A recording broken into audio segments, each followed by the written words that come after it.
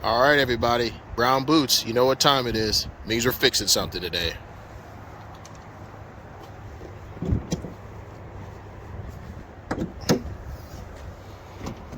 All right, so here we go. Here's the wagon. So I've been finding that I've had a few intermittent performance issues and did some searching. Okay, so my symptoms, right? Driving along, for whatever reason, when I start we'll start from the beginning. When I start her up, immediately cooling fan pops on, and it runs. Didn't have any performance issues. Didn't really have anything initially driving, but took a trip about 100 miles. Was on the way coming back, and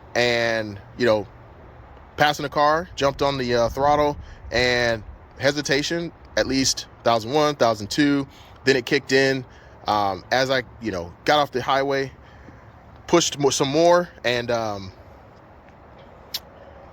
would get very low performance. Not necessarily limp home just yet.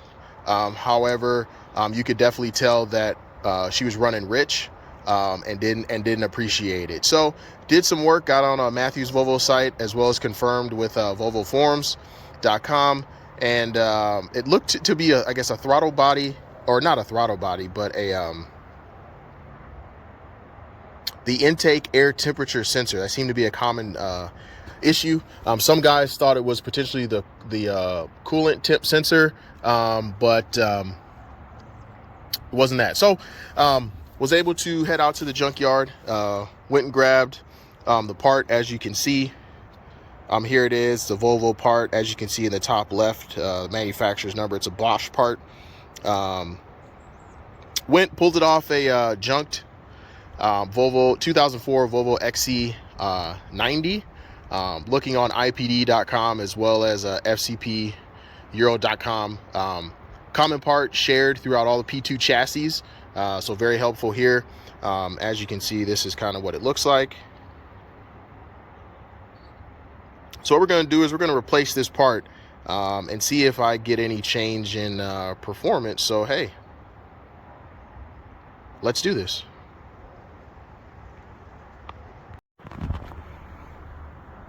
All right, so to provide some context for where this part is located, so I've got my airbox here, and as you can kind of see down here, just below your transmission cooling, I think that's the exit line. Yep. If you follow this this piece of the wiring harness down, you'll see right about, if you follow it down, there we go, it's now in focus, where that orange and white tab is, that's the sensor itself. So that's what we're looking to replace. It's connected to the intercooler on the outlet, going to the tube that then leads to the throttle body. So as you can see, pretty easy to get to. What we're going to do is we're going to pull off the airbox, pull off this guy here, and then we should be able to have at least enough clearance to get to it. All right, so first thing we're going to do is we're going to hit these 10 millimeter bolts. There's going to be 1, 2, 3, 4, 5, 6, and then 7 over here.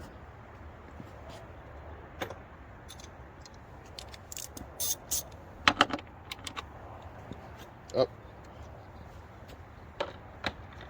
my apologies. It's a 12 millimeter.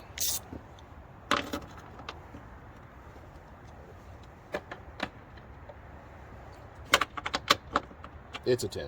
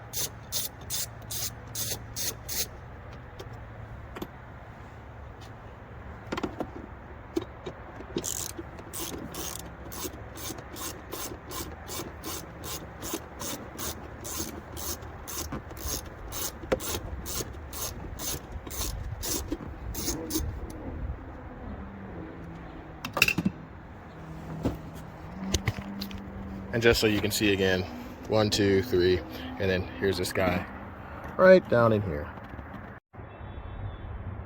Next, we're going to take off the top of this air box. It's going to be 4 T25 Torx. 1, 2, 3, and 4.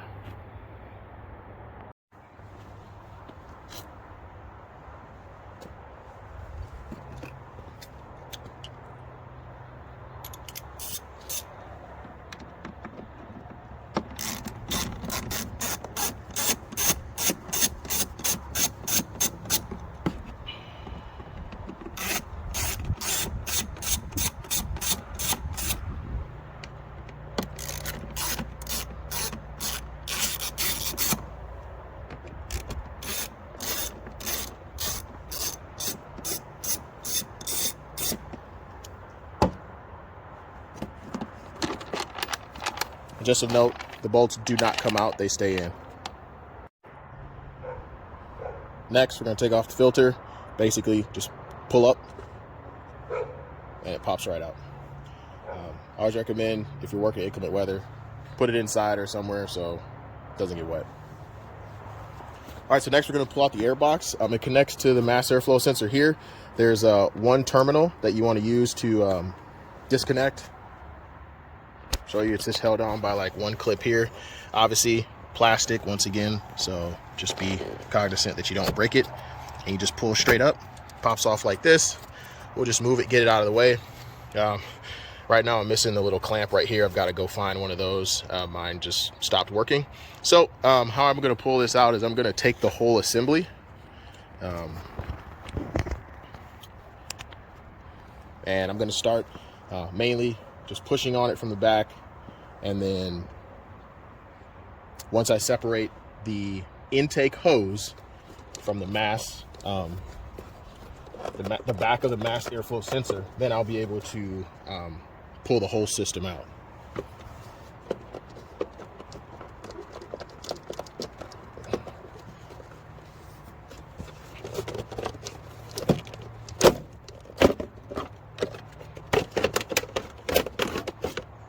And as you see, it all slides out. Okay, so as you guys can see, now that I got the air box out, so I'll back out a little bit. Don't need to remove this guy here.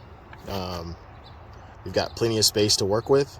But like I said before, here's the intercooler right here, and here's that piece. So what we're going to do is we're just going to take out the. We're going to hit a clip. It's just got another clip just like the mass airflow sensor on the top. So you just want to be very, very, very careful and gentle with that so we don't break it. And then we'll be able to, so just move it, quick pop, and then we'll just slide that bad Jackson out of the way, and then we can get to it. Hopefully. All right, cool. So as you guys can see, pulled it off. This particular sensor is held in by one Torx. As you can see, it'll be to the left. So right in here, that Torx right there, that's going to be a T15. It is a tight space, but I believe we can get it out.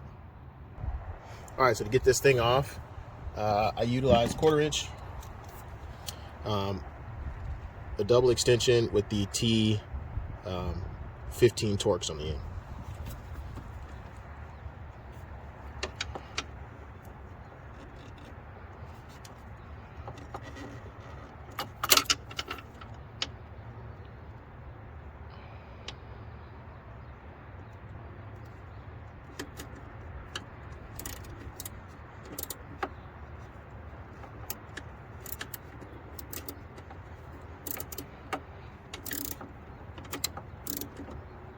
I'd recommend on these, probably just take your time, because, very light pressure.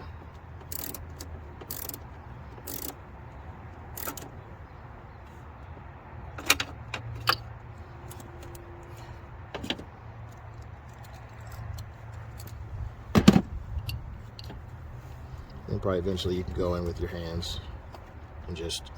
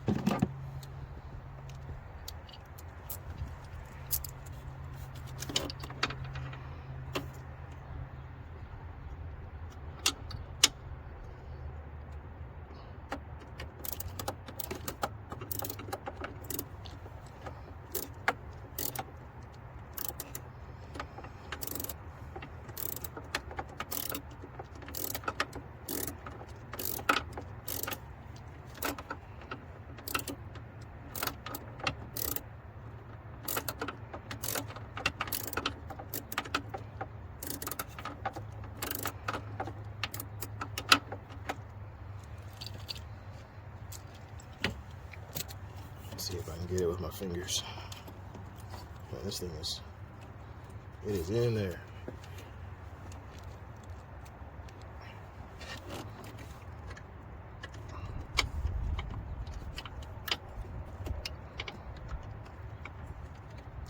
Yeah, the metal framing or the metal housing doesn't help.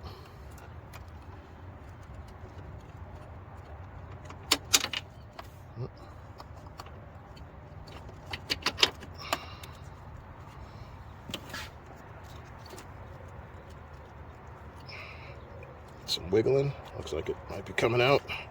Oh man, look at that.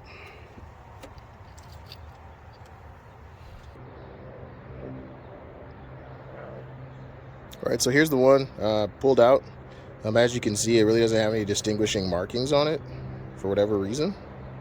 Interesting. But and then here's the one I took off, the one in the junkyard. So I would say it looks the same. It'd be interesting if this is the same, if this is still Bosch. You know, any identifying marks would be much appreciated. As you can see, that bolt was pretty rusted. But okay.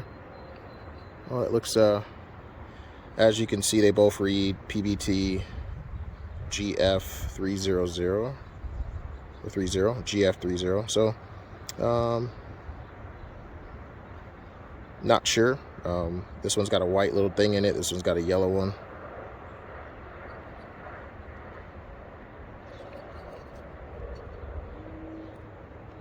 Yeah, I can't really tell if it's aftermarket or whatever, if it's been replaced before or not. So it'll be interesting.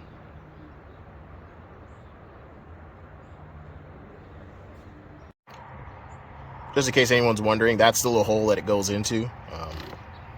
So tight space, especially with this metal thing frame here. Sucks, but it is definitely possible. It doesn't take forever. Just a little bit of patience. I just want you guys to know, just put it back in. That's the new part, so we'll see how it works out. I know it's a tight space. However, I was able to use 1/4 inch with about a 1 or 2 inch extension. And any regular 1/4 inch drive should fit in there. I'm obviously using a thin Pittsburgh Pro Harbor Freight, but you can get in there. Just take your time. So now we're going to button it back up. All right, so got it buttoned back up. Next thing to do is to test it out and drive it. As you can see, a little bit of rain, a little bit of weather moved in. Kind of blows, but once again, hey, thanks for watching. Remember, we love them. They might be crappy, but they might be boxy, but they're still good. Till next time.